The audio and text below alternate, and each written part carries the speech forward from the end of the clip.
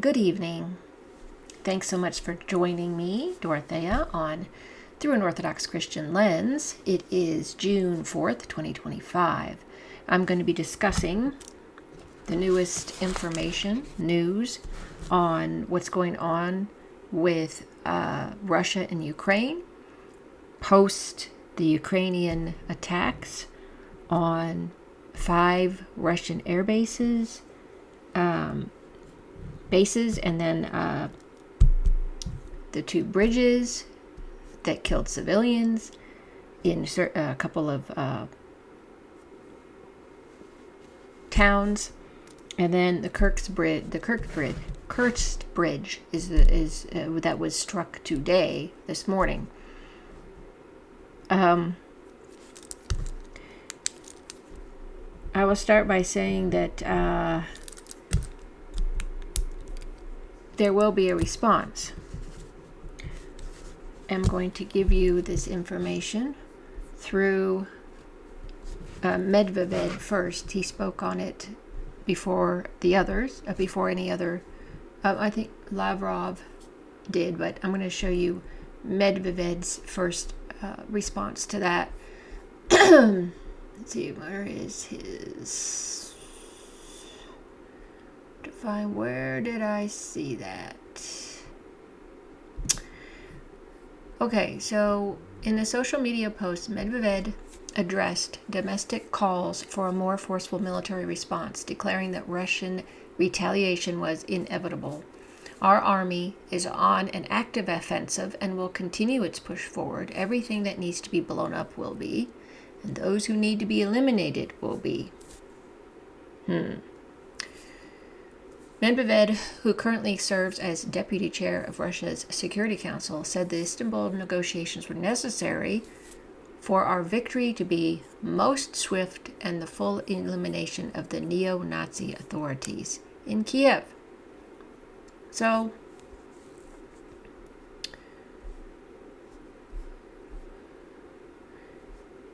they do want to give back the bodies that die, retrieve the bodies. So during the talks, Moscow proposed 2 possible routes toward a ceasefire and suggested a brief halt in the fighting to allow military units to retrieve bodies from the battlefield. But the Ukrainian side refused, which if I were a Ukrainian and was trying to get my loved one back, I would be offended by that, in my opinion. But I'm going to give you a little interview here through Nima's channel, Dialogue Works.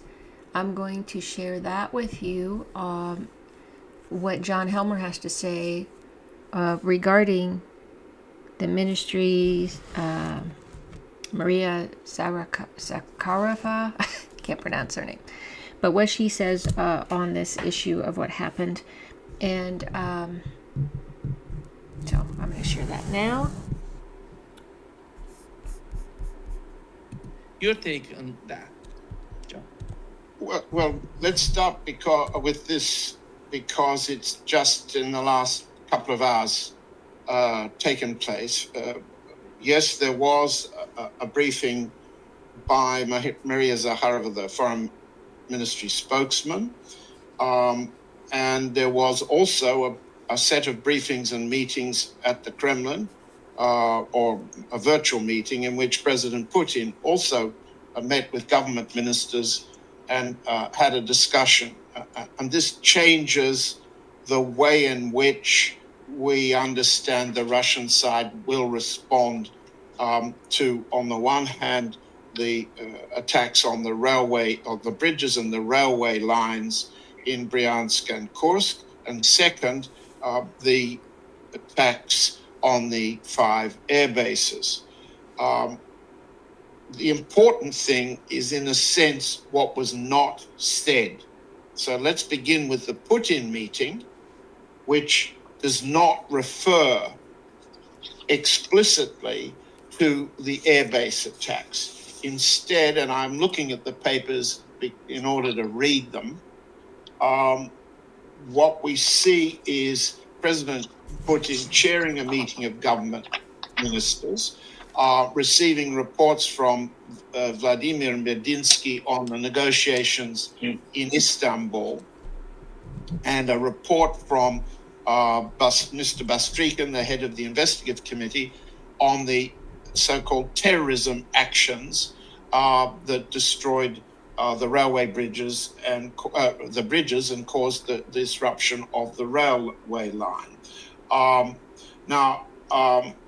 What we see there, and I'll sum it up, but if you want, I can quote, is that Putin is, the president is calling the railway and bridge attack an act of terrorism. It's very important to understand that the Russian government is describing both the railway bridge attack and the airfield attack, which we would consider an act of war and a war crime, to be an act of terrorism.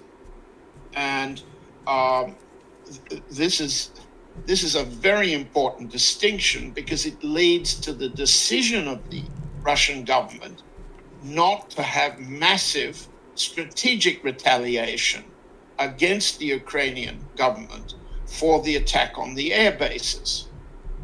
Now, would our audience, would you, Ray, regard these attacks as acts of war or acts of terrorism? The Russian side has decided to minimize its retaliation and the level at which it retaliates by calling these acts not acts of war, but acts of terrorism. Sergei Lavrov has just said in the last couple of hours at the meeting with President Putin, and I'll just read it: despite all this, Vladimir Vladimirovich, and despite the new major criminal provocations in the last few days, I would consider it important not to succumb to these provocative actions clearly aimed at disrupting negotiations and continuing to receive weapons from European countries. That's the signal that what I've been calling the Oreshnik moment, the decision to make a significant higher level of response on the Russian side against the Ukrainian state, will not happen. It's being subordinated to the negotiating process. And that's an offer to President Trump. Second, I can just try to read you what President Putin's saying. Essentially, he's saying, but what was in Bryansk areas, and I'm quoting, I'm reading from what he just said, are a targeted strike against civilians. And for all international standards, such actions are called terrorism. In other words, the act of hitting civilians is defined as a terrorist act, not an act of war and a war crime on the part of the Ukrainian state, although Russian officials are leaving no doubt. They blame the Ukrainian state. These are government actions. And because they're hitting civilians, they're described as terrorist actions. Now, this is a peculiarity in Russian law, and I'll come to that later on if we need to. But Putin is also leaving out mention of the airfield attacks. Zakharova left out the airfield attacks in her briefing a couple of hours ago, but was asked explicitly to comment on the airfield attacks. Her answer, let me see what I've got here. Her answer, the question was, does Russia believe the West was involved in attacks on Russian air bases and infrastructure that occurred over the weekend? If so, what countries are we talking about? What will Russia's response be? This is our question. What will Russia's response be? Now, let me read you what Maria Zakharova has just said. Quote, the West is involved in the terrorist activities of the Kiev regime. The first one, the countries of the collective West supply weapons precisely to carry out terrorist attacks. They do not impose any conditions or restrictions.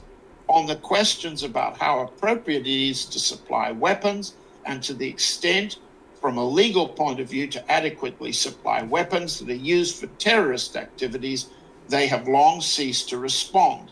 Second, Zakharova continuing, they act as gunners, provide coordinates. Only Western countries and only Western companies have such opportunities.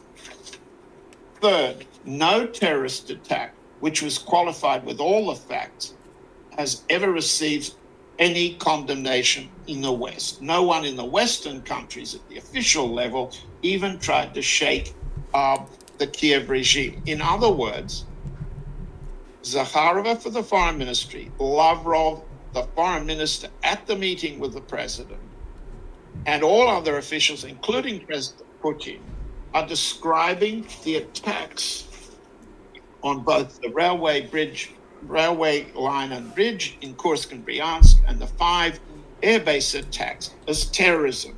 This is important because under the Russian nuclear doctrine of last December,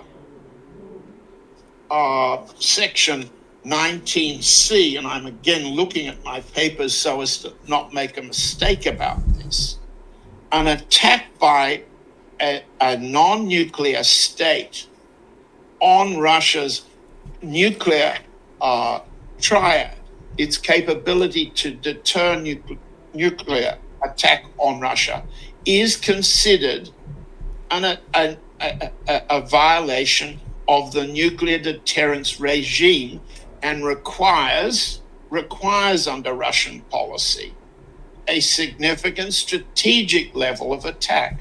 So what we have here is a very important legal distinction, not being spelled out by the Russian side in the last few minutes, but we can do it.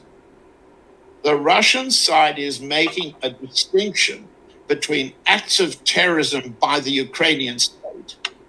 There's no doubt that Bastrikin for the prosecution system in Russia has said these were Ukrainian supplied materials, Ukrainian directed attacks. Zakharova for the foreign ministry is saying the Ukrainian government directed these attacks, including the airfield attacks. The Ukrainian government has claimed credit. The SBU has claimed express credit for the attacks on the airfield. And yet the Russian state is saying these are acts of terrorism by a terrorist regime, not an act of war by a state subject to the Russian nuclear doctrine. This means that Russia will not use the Oreshnik moment to attack at a strategic level. Instead, it's saying we will subordinate our retaliatory capacity, subordinate it to the negotiations. And I've just, during the day, spoken with my sources in Moscow, and what they say is the same. I asked expressly on the issue of will there be an Oreshnik retaliation. My source in a position to know said, the launch of the Oreshnik is unlikely now. I'm reading it. Perhaps later, quotes, only if there is certainty that Trump will not deliver. Maybe now a measured strike to help Trump focus. Okay, so you heard all that. So they're hinging everything on what Trump is going to do. I don't feel like Trump has much autonomy and power right now. I feel like the neocons with Lindsey Graham and Blumenthal just showing up in Kiev and demanding certain things and threatening Russia and China undermining the talks that Trump and Putin are having. In any case, they're saying, well, we're not going to we're going to minimize our retaliation or response,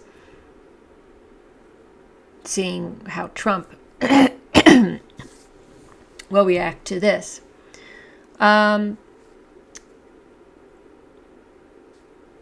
Ray McGovern had a different stance. He thought this was good because they're still talking. That's the main issue, is that, yes, Putin and Trump talked today regarding this issue, so he feels that as long as they're talking and things continue on that path, that peace can maybe come about. He's a lot more optimistic. But I think John Helmer was saying, okay, we'll see what happens, and if it doesn't go the way Russia wants it to go, they will retaliate in a more, or Russians may be used in the future on this. The next thing I'm going to go to is Putin called that the attacks.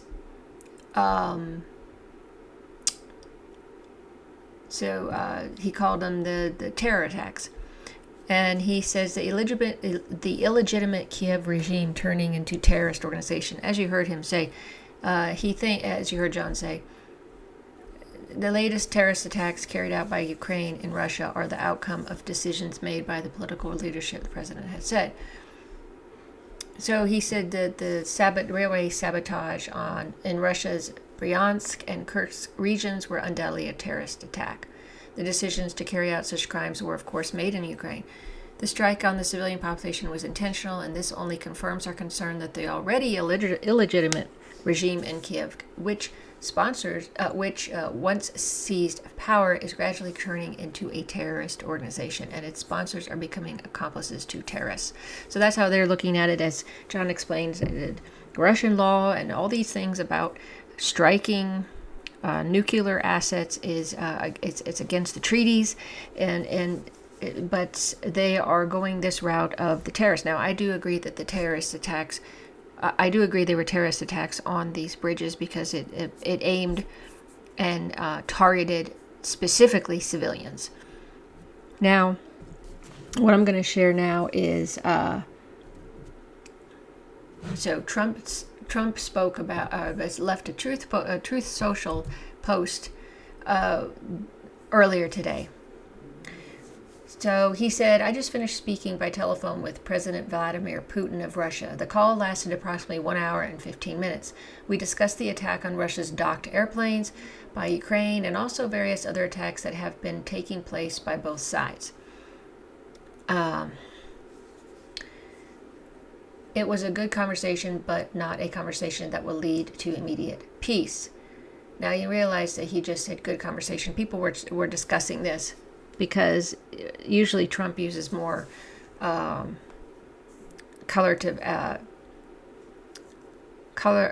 more elaborate adverbs or adjectives, actually. But he just said good. He didn't say tremendous. He didn't say, it was really good. It was just good. And according to people I've been listening to, 1 hour and 15 minutes isn't really that long of a meeting because you have to take into account the translating back and forth portion of it, of the conversation. So President Putin did say, and very strongly, that he will have to respond to the recent attack on the airfields. Now, you notice that Trump did not respond to that. He didn't say, well, I tried to talk him out of it, or I didn't think this was a good idea, so I told him, something, or I don't think this is a good idea, how he usually speaks. This post was a lot more subdued than his usual Truth Social posts. So apparently Trump told him that he was going to retaliate, and basically Putin told him, we will retaliate, and Trump's response basically was okay, because he didn't really get into any of that. So,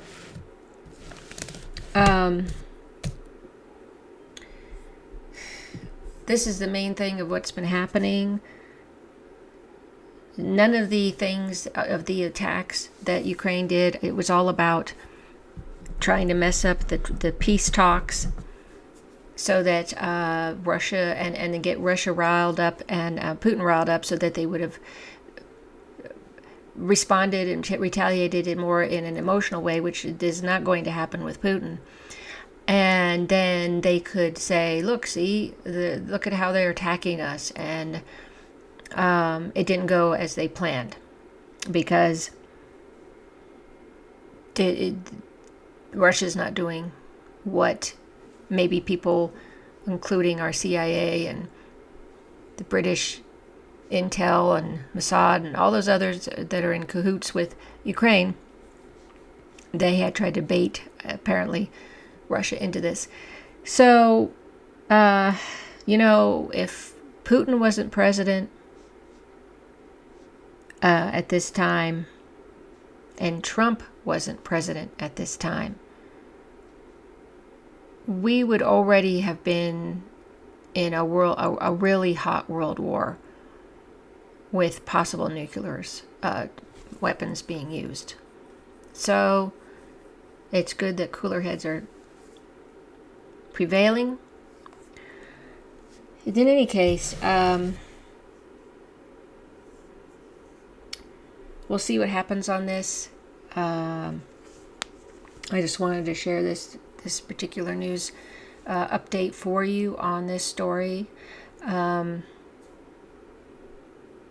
We are technically in World War III because of what's been going on with this between Europe and Ukraine and Russia and us, and so there are different phases. There's a prophecy on that, and perhaps I'll share it at some point. In any case, thanks so much for watching. Thanks so much for following my channel, liking my videos if you like them. Make comments on them whenever you want. If you have anything to add, you can put that below my videos. Follow me on Rumble. Subscribe to my channel on YouTube. And I will be back later. Until next time.